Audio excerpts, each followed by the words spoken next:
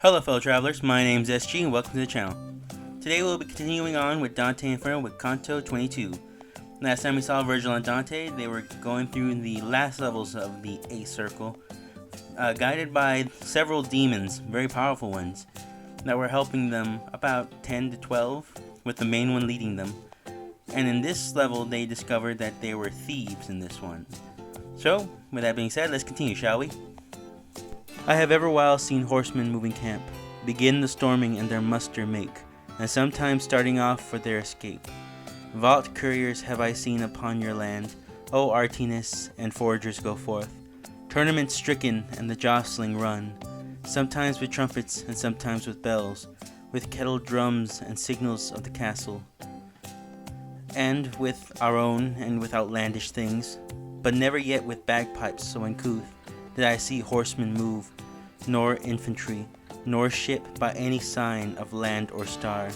We went upon our way with the 10 demons, savage company, but in the church with saints, and in the tavern with the gluttons.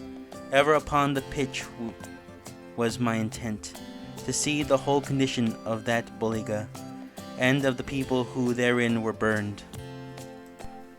Even as the dolphins, when they make a sign to mariners by arching of the back, that they should counsel take to save their vessel.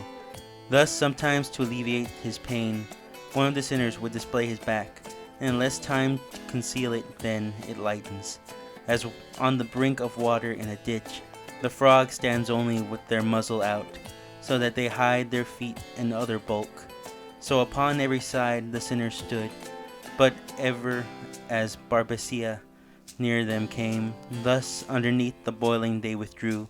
I saw, and still my heart doth shudder at it, one waiting thus, even as it comes to pass, one frog remains, and down another dives.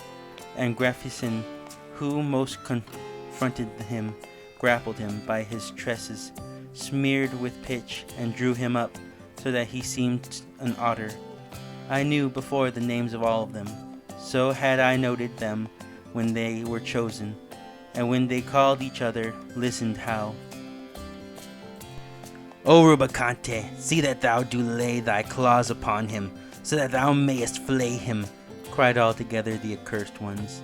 And I, my master, see to it if thou canst, that thou mayest know who is the luckless way, thus come in his adversary's hands.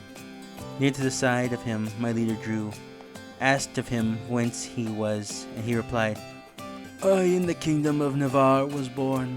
My mother placed me servant to a lord, and she had borne me in a ribald knave, destroyer of himself and his things. Then I, domestic, was of good King Debalt. I set him there to practice battery, and wished I paid the reckoning in this heat. And Cierto, from whose mouth projected on either side a tusk as in a boar, caused him to feel how one of them could rip.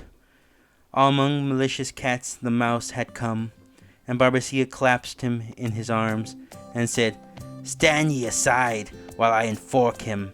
And to my master he turned round his head. Ask him again, he said, if more thou wish to know from him, before someone destroy him. The guide.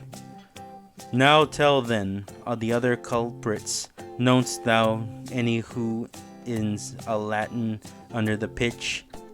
And he, I separated lately from one who was a neighbor to it, who would I still were covered up with him, for I should fear not neither the claw nor hook. And Libicoco, we have bore too much, and with his grapnel seized him by the arm, so that by rending he tore off a tendon. Ek dragged his nozzle, wished to pounce him upon him down at the legs, whence their Decrion turned around and round about with evil look. When they again somewhat were pacified of him, who still was looking at his wounds, demanded my conductor without say, Who was that one, from whom a luckless parting thou sayest thou hast made, to come ashore? And he replied, It was Gomita. He was Galera, vessel of all fraud, who had the enemies of his lord in hand, and dealt so with them, exults thereat. Money he took, and let them smoothly off. And he says, and in other offices, a barator was he, not mean, but sovereign. Foregoeth there with him one Don Michael Sanche of Logodoro of Sandina. To gossip never do their tongues feel tired. Oh me, see that one, how he grinds his teeth. Still, father, would I speak, but am afraid lest he to scratch my itch by making ready. And the Grand Provost turned to Fanferlo and rolled his eyes about as if to strike, said, "Stand aside there, thou malicious bird. If you desire either to see or hear," the terror-stricken recommended thereon, "Tuscans or Lombards, I will make them come. But let the Millibank cease a little, so that these may not their ravages fear, and I down sitting in this very place. For one that I am will make 7 come, when I shall whistle as our custom is, to do whenever one of us comes out." Cagnazzo, at these words his muzzle lifted, shaking his head, and said, "Just hear that trick which he has thought of, down to throw himself." Whence he, who snarls in great abundance, had responded, "I by far too cunning am, when I procure for mine a greater sadness." Alkene, held not in, but running counter unto the rest, said to him, "If thou dive, I will not follow thee upon the gallop, but I will beat my wings above the pitch, the height be left, and be the bank a shield, to see if thou alone dost countervail us. O thou who readest, thou shalt hear new sport." Each of the other side his eyes averted his first, who most reluctant was to do it. The Nerevist selected well this time, planted his feet on land, and in a moment leaped and released himself from their design. Whereat each one was sudden stung with shame, but he most who was cause of the defeat. Therefore he moved and cried, "Thou art, O Egerton!" But little it availed, for wings could not outstrip the fear. The other one went under, and flying upward he his breast directed. Not otherwise the duck upon a sudden dives under, where the falcon is approaching, and upward he returneth, cross and wary, infuriate at the mockery. Calabrina, flying behind him, following close, disastrous the others should escape to have a quarrel. And when the barter had disappeared, he turned his talons upon his companion and grappled with him right above the moat. But Sue the other was a daughtry sparrowhawk to clapper claw him well, and both of them fell in the middle of the boiling pond. A sudden intercessor was the heat, but nevertheless of rising there was not. To such degree they had their wings belimed. Lamenting with the others, Barbacia made 4 of them fly to the other side, with all their gaffs, and very speedily. This side and that day their posts descended. They stretched their hooks towards the pitch ensnared, who were already baked within the crust, and in that manner bruised did we leave them. Alright, now that we've read the chapter, let's talk about it, shall we?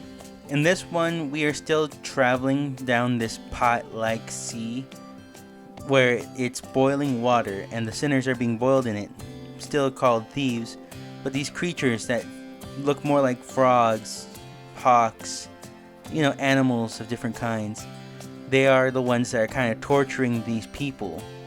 And ever so often, they like to just mess with them, pull them out, tear them apart, do whatever they want to do.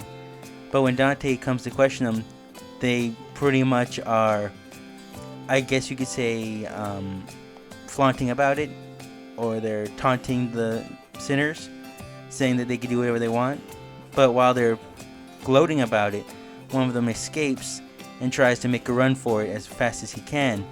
In that process, they lose him, and then the sparrow, or the main one that's in charge, tries to grab him in the water, but ends up falling into it and becomes ashamed.